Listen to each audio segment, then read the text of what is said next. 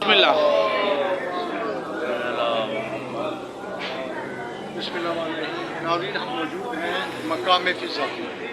یہ کربلا کے ساتھ جو ہے جناب عباس نمدار کے ساتھ دوسری نمبر گلی میں ہے مقام فضا.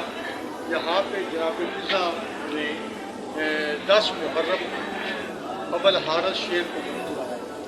ابل حارث وہ شیر ہے کہ جس کو مظلوم کربلا نے بچپن میں اپنے گھر رکھا تھا اور بہت زیادہ محبت تھی مظلوم کربلا کو ابل حارث شیر کے ساتھ. اور ابل حارث بھی اس وقت تک کھانا نہیں کھاتا تھا جب تک مظلوم کربلا کی زیارت نہ کی. ماشاء اللہ. تو یہ بچہ تھا تو مظلوم کربلا نے پالا. رفتہ رفتہ جب یہ بڑا ہوتا گیا تو ایک دن صحابہ کرام رسول پاک صلی اللہ علیہ وسلم یا رسول اللہ کہ یہ جو شیر ہے یہ ہم رات کو نکلتے ہیں صبح نماز میں جاتے ہیں تو اس سے ہمیں خوف آتا ہے اور آپ مظلوم کربلا سے کہیں کہ اس شیر کو یہاں سے نکال دیں.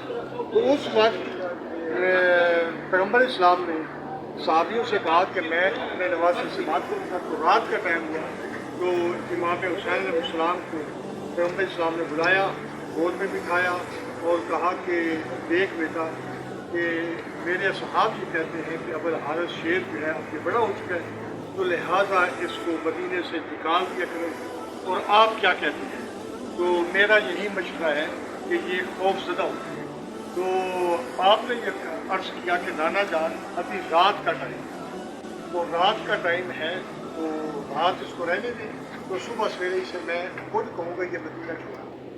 جب رات ہوئی تو امام حسین علیہ السلام ان کا ابل حارث شیر کے لیے جب کھانا لے کر آئے اور اسے دیا اور بتایا کہ اے ابل حارث میرے نانا کے صاحب شکایت کرتے ہیں کہ ہمیں ابل حارث سے ڈر لگتا ہے تو لہٰذا میں ان سے بے حد محبت کرتا ہوں. تو مجھ سے محبت کرتا ہے، اگر تو میری بات مانے تو تو یہاں سے چلا جا. اور وہ کہنے لگا کہ میں کہاں جاؤں. تو امام حسین صاحب نے فرمایا کہ آپ ایسا کریں کہ کربلا کی ایریے میں چلیں. تو اس نے کہا کہ اے مظلوم کربلا میں آپ سے بڑا پیار کرتا ہوں لیکن مجھ سے وعدہ کریں کہ آپ میرے پاس کب آئیں. امام نے فرمایا کہ میرا وعدہ ہے کہ 61 ہجری کو اگر میری بیٹی تمہیں آواز دے یا میری کنیز مجھے آواز دے تو تمہیں دیر نہیں لگانی کوئی انداز نہیں. تو مدینہ سے ابل حارث شیر ملا اور کربلا کی نگری میں آ کر یہ رہنے لگا. جب 10 محرم زہرا کا دودھ کربلا کی گھوڑوں کی ٹاپوں کے نیچے تقسیم ہو گیا اور سارے جب سرمایہ دنیا سے لٹ گیا اور جب مظلوم کربلا زینب بنت علی کے 9 بھائی ایک دم 4 گھنٹے میں جب گھوڑے سے اتر گئے اور اعلان یہ ہوا کہ اب لاشوں پہ گھوڑے دوڑائی کی جائیں. تو جب جناب فضا نے جناب زینب بنت علی سے کہا کہ مجھ شہزادی صبح سے لے کر 4 بجے تک یہ مارتے رہے ہیں اور اب یہ لاشوں پہ گھوڑے دوڑانا چاہ رہے ہیں تو لہٰذا بی بی زینب سلام اللہ علیہ نے جناب سکینہ کو بلایا اور کربلا کی خاک اس کے سر میں ڈالی اور کہا کہ بیٹا تو جنگل کی طرف منہ کر کے کہہ کہ اے ابل حارث میں یتیم ہو گئی، میرا بابا مارا گیا، میرے بھائی مارے گئے، ہمارے جوان مارے گئے، ہمارے اصحاب مارے گئے اور صرف ہماری اس وقت ایک بیمار سجاد ہے اور ایک باقر ہے اور اب یہ لاشوں کے اوپر گھوڑے دوڑانا چاہتے ہیں. جب بی بی سکینہ نے جب یہ ابل حارث کا نام لے کر پکارا تو شیر جو تھا وہ جنگل سے نکلا.